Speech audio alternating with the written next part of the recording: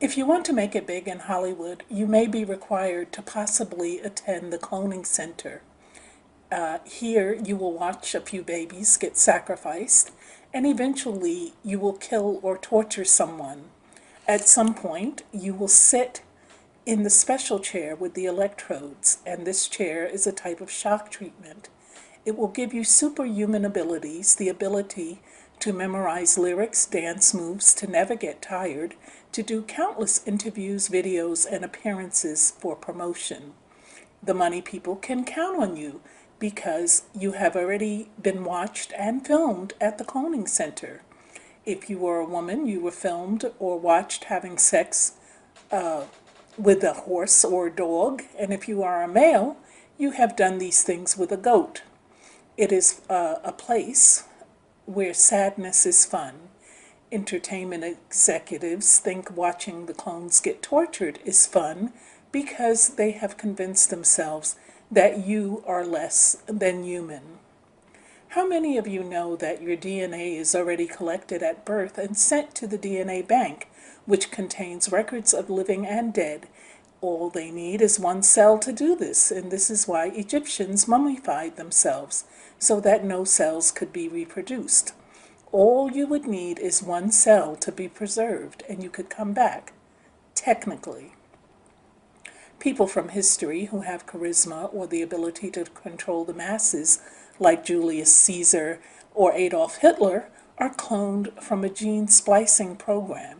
This is where they can combine the DNA of a Marilyn Monroe with the DNA of a Madonna and give you your latest Academy Award-winning artist that the masses will be trained to idolize. Just imagine being able to combine the genes of the most charismatic and talented people throughout history and create a clone from several of these beings into special Hollywood hybrids who the masses will worship. Those who desire fame often possess giant egos, so they rush into anything that seems like a quick ride up the fame ladder. But the fame is not what's always at the top once you get there. Which brings us to initiation.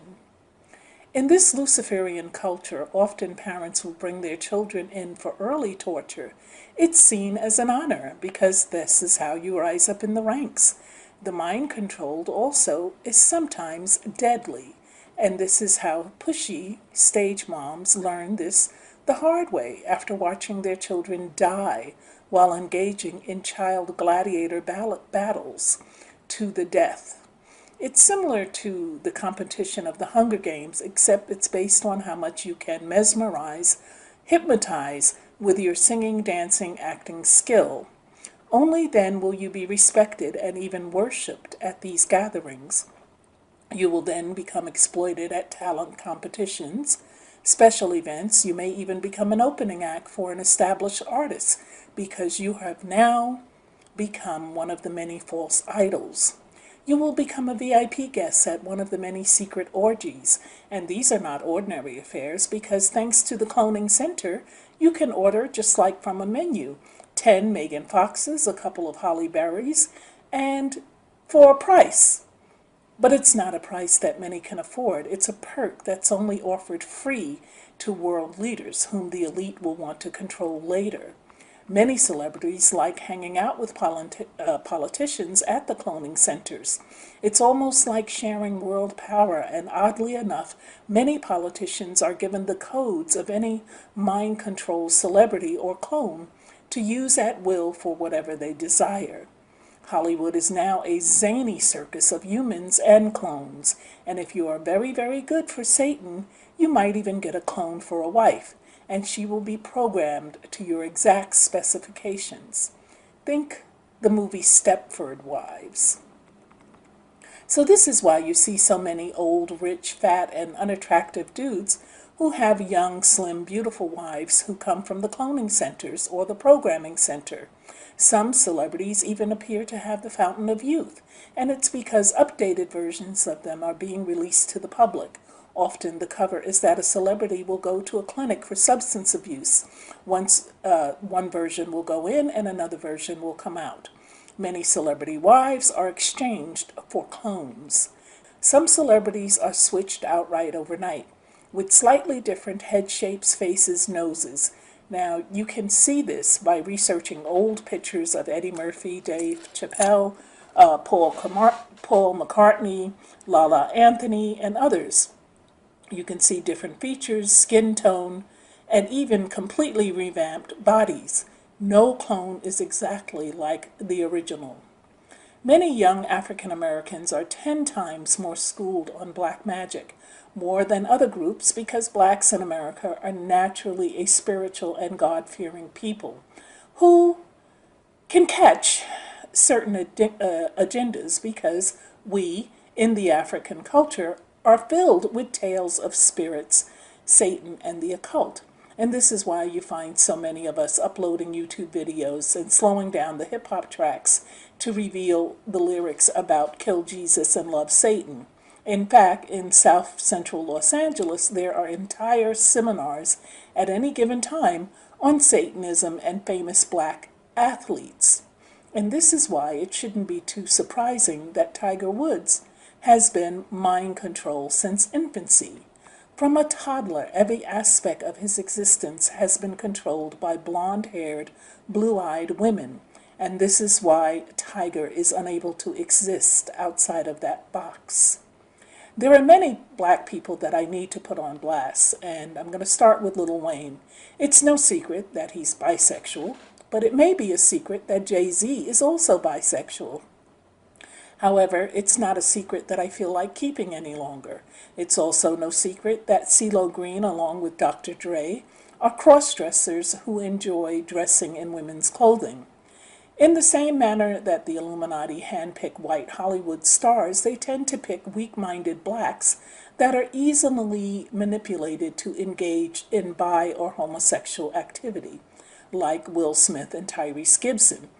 So why do all of these gay and bisexual black men find themselves in the Illuminati-controlled entertainment business? Well, the Illuminati overseers who control Hollywood actually pick and decide who they will make famous. The Illuminati love gay and bisexual people, or those who are at least willing to try it out. This brings me to the indoctrination of Madonna. A prime example of this technique is found in the 1980s, when the Illuminati had to decide which artists would be better to manipulate into using their performances and their talent to destroy Christianity in order to prepare the world for Lucifer's return. They chose Madonna. Why? Because being a white person from Michigan, she naturally had that Midwest white trash urban crossover appeal, and it would be easy to elevate her. She is also Italian, and Italians are some of the best and most dramatic performers on the planet. Not to mention that both blacks and whites are obsessed with Italians and the whole mafioso thing. You may recall my earlier video, Niggas' Obsession with Scarface. And from what I understand, this is why Madonna became so famous starting in the 1980s. And not only did she become famous, but she was also more of a cultural phenomenon than Elvis or John Lennon, because most Americans back in the 80s had never seen two men kiss in a sexual manner publicly until Madonna showed it in her film Truth or Dare. They had never seen transsexual people before Madonna showed it. And also, they had never seen two women kiss publicly before Madonna did it in her movie. And lastly, with the exception of the movie The Exorcist, we had never seen anyone masturbating with a crucifix before Madonna did it. And she did this on stage. Madonna is a highly initiated Illuminati sorceress and a Kabbalah witch. And she is also very powerful.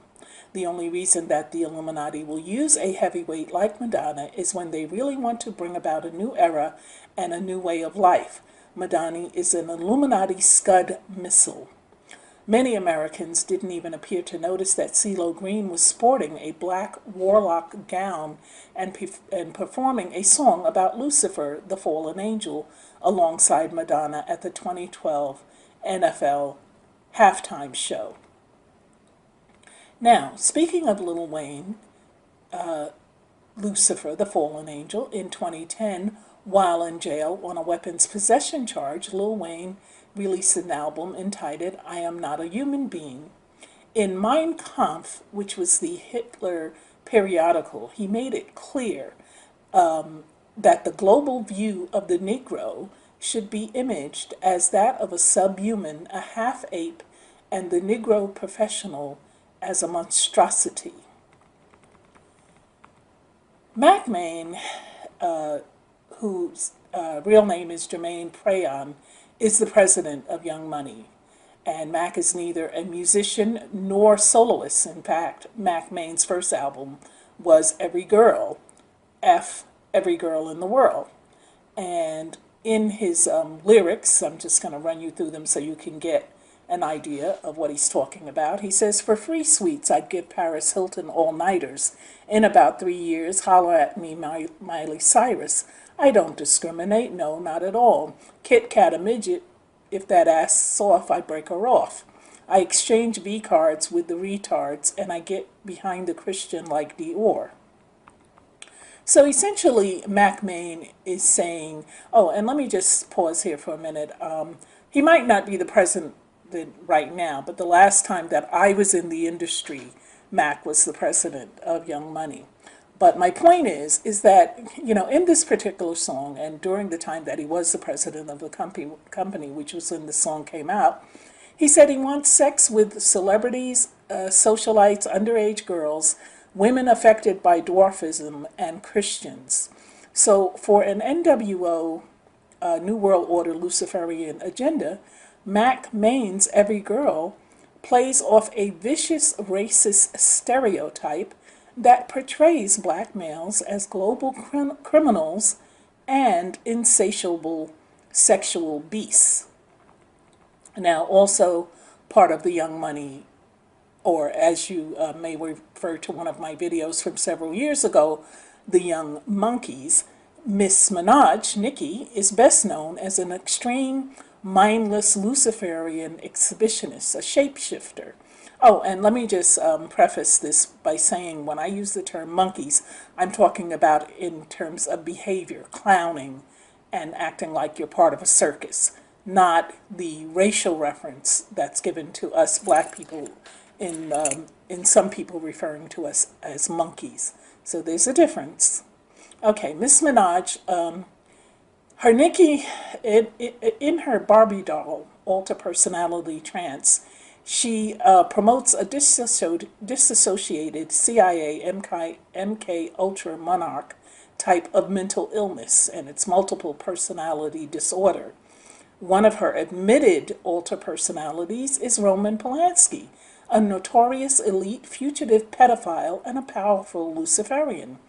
Polanski produced and directed two of the most infamous Luciferian initiation rite movies in history, and that was Rosemary's Baby in 1968 and The Ninth Gate in 2000. Now, I don't know, but Lord, when will these young people realize and understand the nature of the Luciferian forces that they are aiding in bringing about a racist New World Order? The only reason there was ever even a black president in the first place is so that black people cannot cry racism when it all goes down. And it will. I have been telling young people for years that if they don't change this behavior, it's opening wide the doors to discrimination, which is already happening, and it's happening covertly and overtly.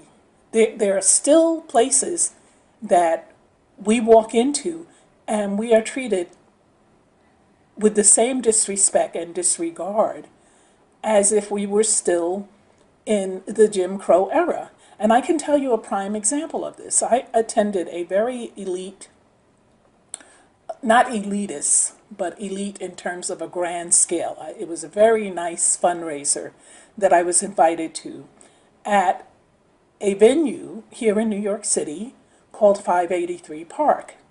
This place, and I'm going to put up a picture of it just so you can get an idea, because I'm making a point here.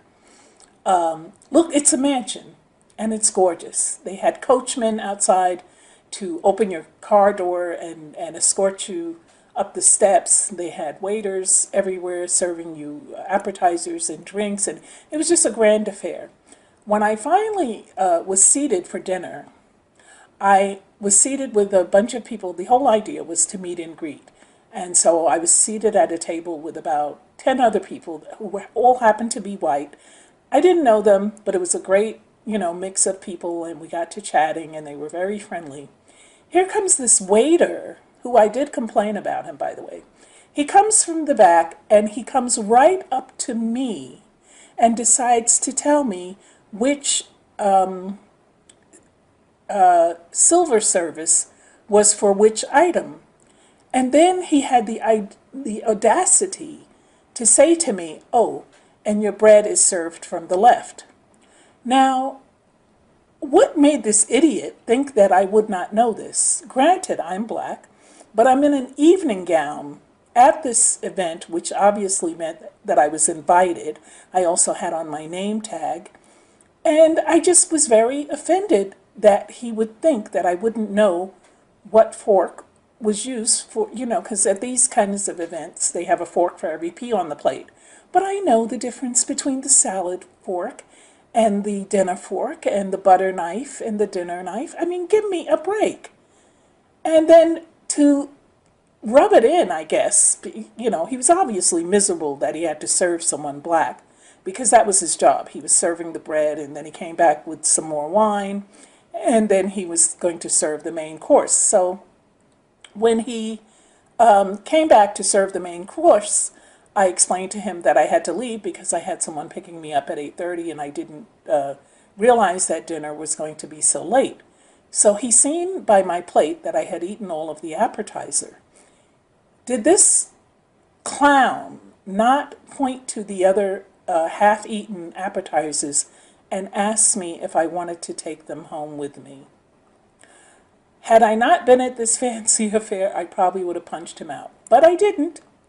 Instead, I just told him, no, thank you. And I smiled and I left. My point is that the climate over here, especially in America, but I believe it's also drifting worldwide, is to give people an impression of black people that is not favorable. This is why you still have stores that will diss black celebrities not knowing who they are simply because they're black. And it's a constant thing. So there is an agenda, people. That was my whole point. And it's alive and well. Now I want to talk to you about the ritual of Whitney Houston's funeral. Wouldn't you think that a Baptist funeral home would be free of any ancient Egyptian symbols? In fact, it was not Moses, was it not Moses, who was directed by the Most High to liberate his people from the spiritual and physical bondage from Egypt? And this was because ancient Egypt worshipped many deities in conjunction with rituals which included group sex, often involving animals and ritualistic worship. Dwell on that for a moment. Inspiration from demons. In the entertainment industry, we see constantly and we hear of stories of musicians, actors, etc., dealing with paranormal phenomena known as demons. You always raise your eyebrow to the slightly obscured spiritual statements certain celebrities make concerning their personal life and their art form. But if we simply look at these artists and the actors from the realm of the satanic occult that they are involved in, everything becomes much clearer. In this portion of the video, I will carefully analyze the occult behavior in the industry and its correlation with demonic possession. Now, there has always been the spiritual muse that entertainers speak of as a source of influence in their creative process. Some may thank a higher power or the personal God that they believe in, but others, however, specifically mention a sort of possession that takes over them completely. This concept of artists having a hidden force behind the scenes is not uncommon. In fact, more practically, this idea is called ghostwriting. Now, ghostwriting generally involves an unaccredited writer creating ideas for another person, not a spiritual entity. However, there is a lot of occult folklore surrounding the mystery of ghostwriting, hence the name. Many have often considered the devil to be one of the most used ghostwriters ever. Suicide and possession. A strange occurrence in the entertainment industry is the many accounts we hear of suicide attempts. In most cases of demon possession, there are almost always reports of self-infliction of some kind. So if these entertainers were battling with demons trying to kill themselves because of it, does not seem too far of a stretch. Case in point, Houston. Remember him? Houston was a very popular R&B artist in 2004. He was mentored by the fellow artist, the late Nate Dogg. Now, Houston shortly became a one-hit wonder with his most notable song, I Like That. However, his short-lived success was not because of lack of talent or marketing, but a more troubling situation. In 2005, Houston was performing at a London show. At the hotel, Houston reportedly had a mental breakdown and tried to commit suicide by jumping out of a window. When his entourage stopped him, he then took a fork and gouged his eye out. When asked why would he do such a thing, he repeatedly yelled, "There are demons in my eyes. I have to get them out." He was then seen running the streets half naked until he was caught by the London police. The last that I heard, this young brother was still in a psychiatric facility. So whether you believe in demons and possession or not, the one thing you need to understand is that these entertainers believe that it is real and that they are suffering from it deeply. Be aware that these entertainers are putting the same demonic influence into their music and their movies, and it affects everyone, from the artist itself to the person who's watching or listening to it. There are many actors that have made these same statements regarding spiritual possession. Oddly enough, these same actors have played in films about the occult at least once in their career. In fact, Keanu Reeves once stated, "I attempt to connect with my muse and go on demon rides. Sometimes I feel like I'm possessed with a multitude of demons," and this was said by Johnny Depp. Denzel Washington says, "I get on my knees and I call on spirits to possess my body to empower me to play a role." Oprah Winfrey said when she was doing the movie Beloved, "I try to empty myself and let the spirit of Sethi inhabit me." Now, Oprah Winfrey has said publicly that these are her go-there moments, and they're spiritual episodes of divine guidance that far transcend the chatty exchanges that she has with her studio audiences. And she says sometimes the epiphanies carry the voices of Negro slaves. She has also said that she has come to know each one of them personally and calls them at will to guide her in her work. She says the spirits began visiting her years ago. Now, Oprah has done many charitable things, and she's always at the forefront of doing righteous deeds on behalf of others. And this should not be of any great surprise, because the scriptures tell us, and I quote, "Satan himself masquerades as an angel of light. It is not surprising, then, if his servants masquerade as servants of righteousness. Their end will be what their actions deserve." And this is from 2 Corinthians 11, verses 14 and 15. In May 2009, in the Daily Mail tabloid newspaper, Simon Cowell revealed that he is often plagued by dark moods and miserable thoughts. Welcome to Hollywood. Heath Ledger. Many thought his role as the Joker to be exceptional. Others thought it was very clear that Ledger was spiritually troubled due to his role as the Joker. And I was told on good authority that Heath refused to speak to people, anyone, out of the Joker character. If you tried to contact with him normally instead of as the Joker, he would just ignore you. He often would come on the set on his days off, freaking everyone out. And interestingly enough, I was also told that the actor Wesley Snipes, when he played Blade, would also inhabit the character to the point where he would sign all his notes as Blade and he would not come out of character even when the cameras stopped rolling. But back to Heath, many sources reveal that Heath had locked himself in his apartment for months to prepare for the role, and that during that secluded time, Heath claimed to have repeatedly heard dark voices talking to him. Now, as I stated before, these actors who have spoken about their possession have all played in some type of occult propaganda movie, and Heath was no exception. One case in point is during the filming of Dr. Parnassus. Heath reportedly overdosed midway through the production of the movie. And in the movie, Heath actually dies in a very ritualistic fashion with pyramids painted over his head. Now, Heath Ledger never had an issue with drugs until he got around a certain cokehead at Warner Independent Film Department. And all of a sudden, Heath Ledger ends up dead of a prescription overdose.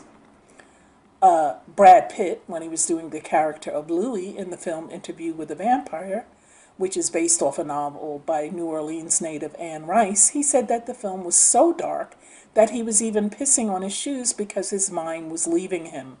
Now, just one thing of note, the film that he's referring to isn't even scary, nor is it a horror film.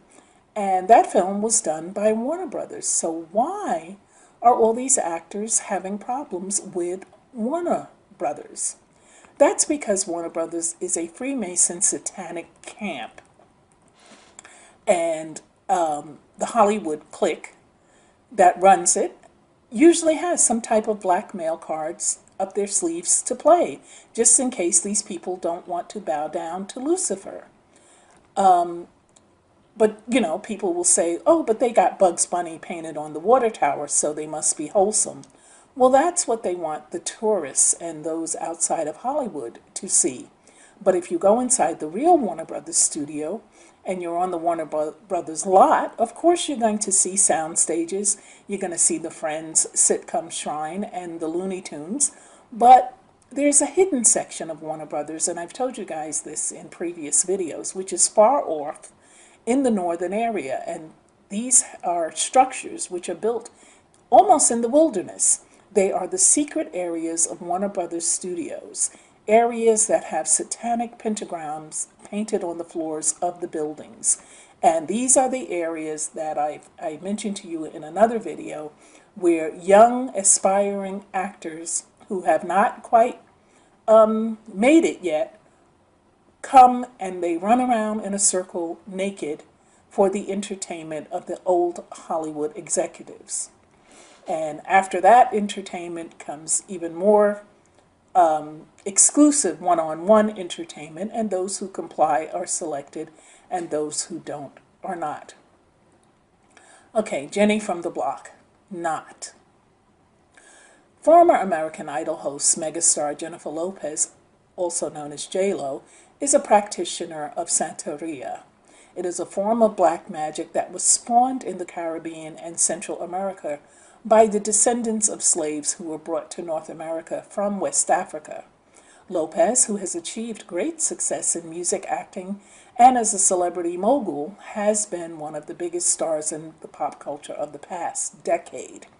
She is often, and as is often with the case in the biggest stars in society, there is a connection that leads back to the occult.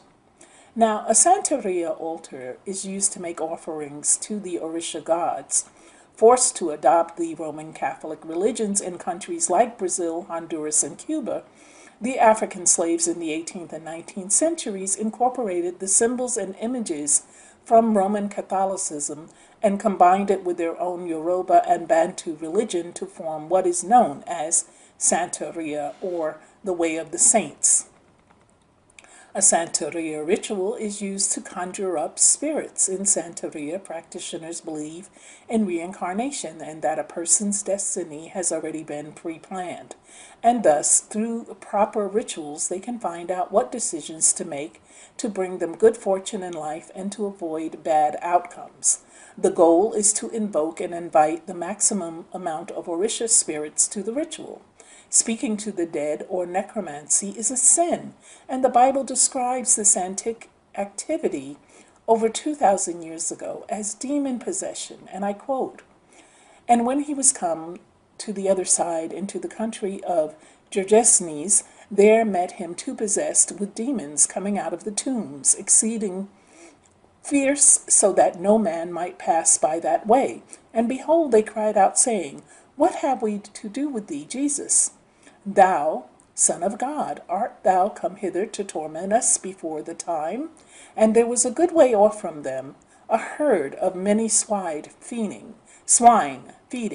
So the devils besought him, saying, If thou cast us out, suffer us to go away into the herd of swine. And he said unto them, Go.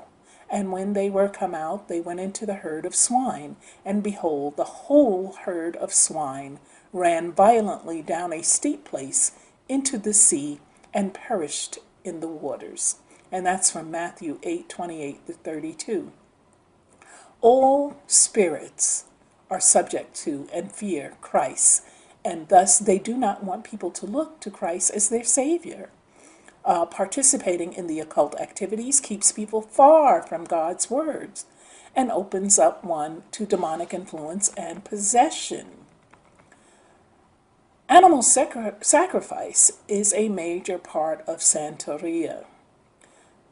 But I want to go even deeper into J-Lo's occult initiation.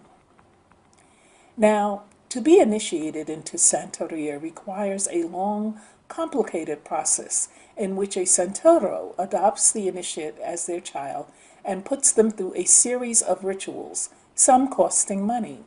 Lopez's ex-husband, Ojani Noah, has tried to profit off his intimate knowledge of her, and he claims that his spiritual godmother, a woman named Merle Gonzalez, took Lopez under her wing and put her through the initiation rites.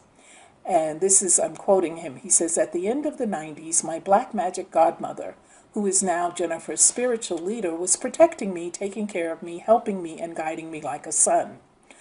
And he said this on the Spanish language TV show Frank Caro, Sin Libretto. And I quote again, he said, We participated together in sacrifices of chickens, hens, and in one occasion I was present when they were cleansing Jennifer with the blood of a hen. So this is where the animal sacrifice comes in. The hen's blood was poured over Jennifer until she was covered in it, Noah said.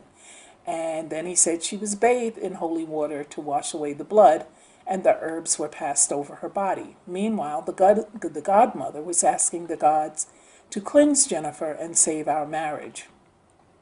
Noah claims he participated in the Santeria rituals and animal sacrifices only because Jennifer believed in them. Jennifer's parents come from Puerto Rico, where Santeria is commonly practiced, but Jennifer has strongly denied that she has taken part in anything involving Santeria.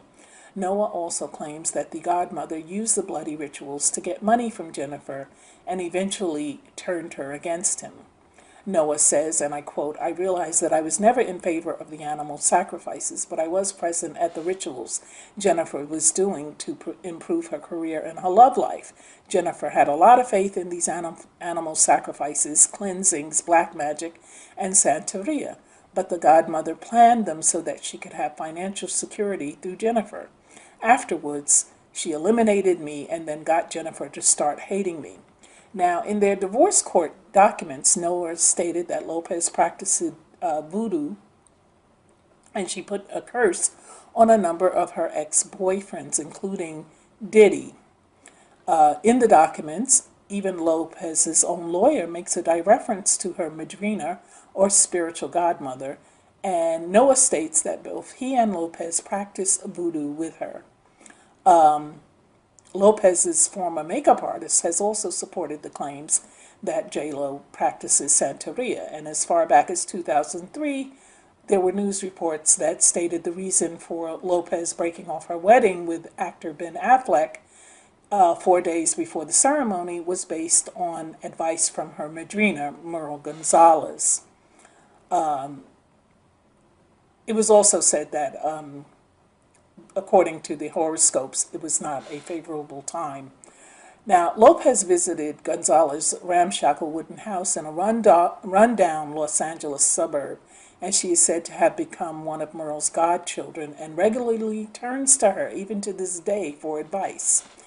And the woman, when she was interviewed, she said, yes, I'm involved in Santeria, and yes, I am friends with Jennifer Lopez, but I cannot discuss my relationship with Jennifer.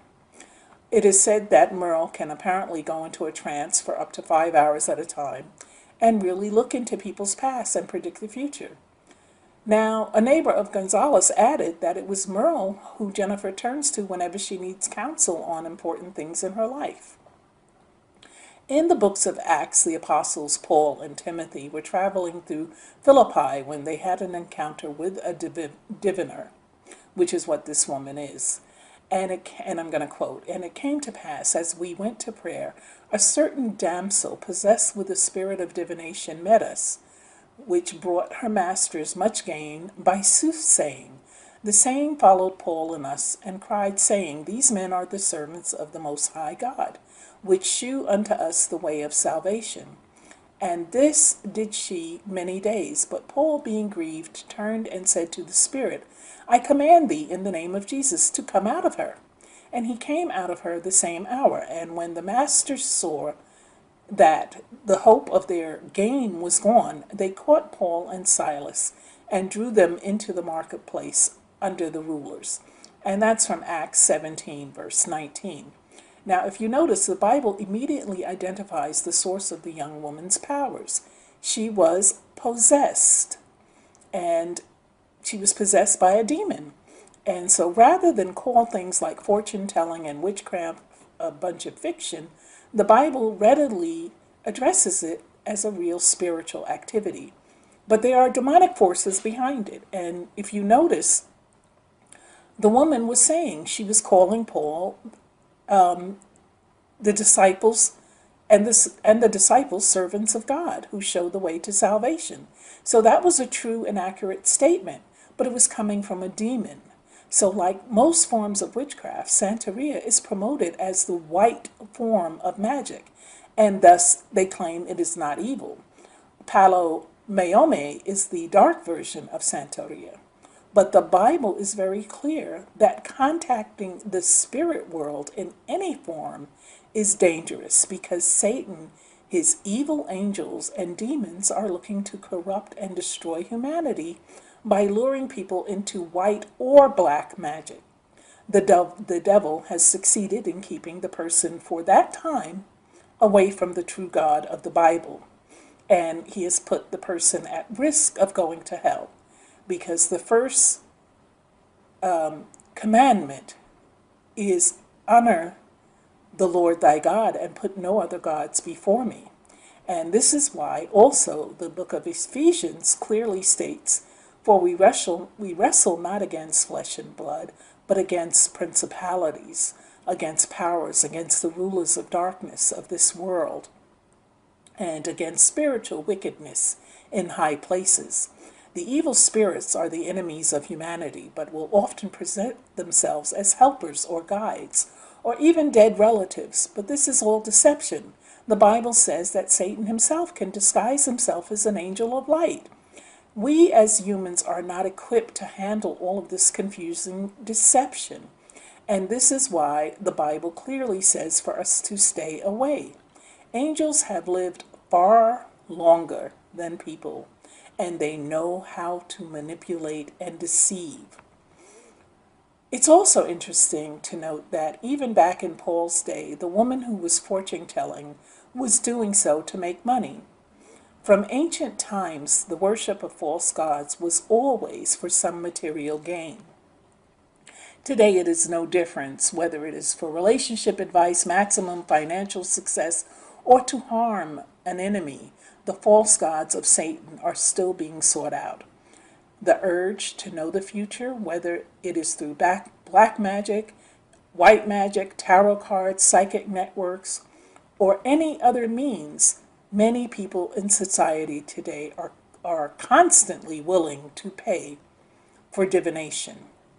1 Peter 5:8 says, "Be sober, be vigilant, because your adversary, the devil, as a roaring lion, walketh about seeking whom he may devour." The short-term promises of material gain are never worth eternity in hell. In fact, Jesus Christ said, "For what shall it profit a man if he shall gain the whole world and lose his own soul?" Mark 8:36. In closing, I want to say the soul is immortal and everlasting. When the world and the glory of this world passes away, it will be the only thing worth more than the world, because there will be no world, but your soul is eternal. The world can only be enjoyed for a season, and with that, it's a great deal of trouble, fatigue, and fraught with worry. But the soul will continue to live forever, and if it is lost and damned, its torment always abides, and the smoke of it ascends forever. Its worm never dies, and its fire is never quenched.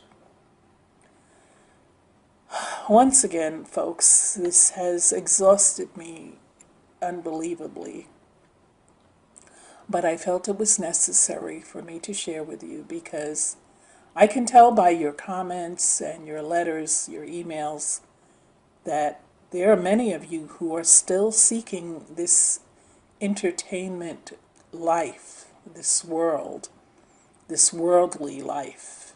There are those of you who have contacted me regarding me being on your various shows, TV shows and radio shows and so forth, because you seek to make these things financially rewarding, and so you're grasping at whatever it is that you think will boost your ratings. This is why I also believe that there are people who are making videos about me, because they see the subscribers increasing, because there are people who genuinely seek knowledge, and there are others who genuinely seek fame and fortune, and so they ride the back of people that they feel can get them there.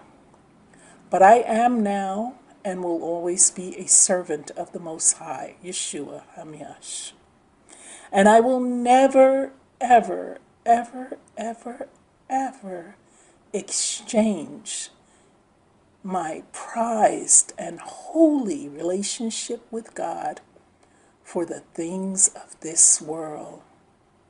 The Lord has provided magnificently for me, and what He has given me, although it may not be by the world's standards, it's sufficient for my needs.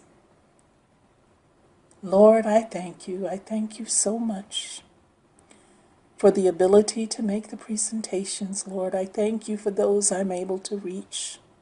I thank you for those who are able to hear the honesty and the truth in what I say, Lord, and are able to then run with it and learn and use it to order their own steps, so that they will not fall by the wayside, and so that they will not fall into the pit.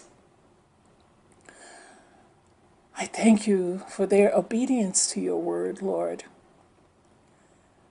I thank you, Lord, for the subscribers. I thank you for those who check in, Lord. I thank you for the lost who are seeking to be found. I thank you for the things that I learn every day, Lord. I thank you for my life, Lord. And I thank you for my health and my strength. In the mighty, mighty name of Yeshua HaMashiach. Amen.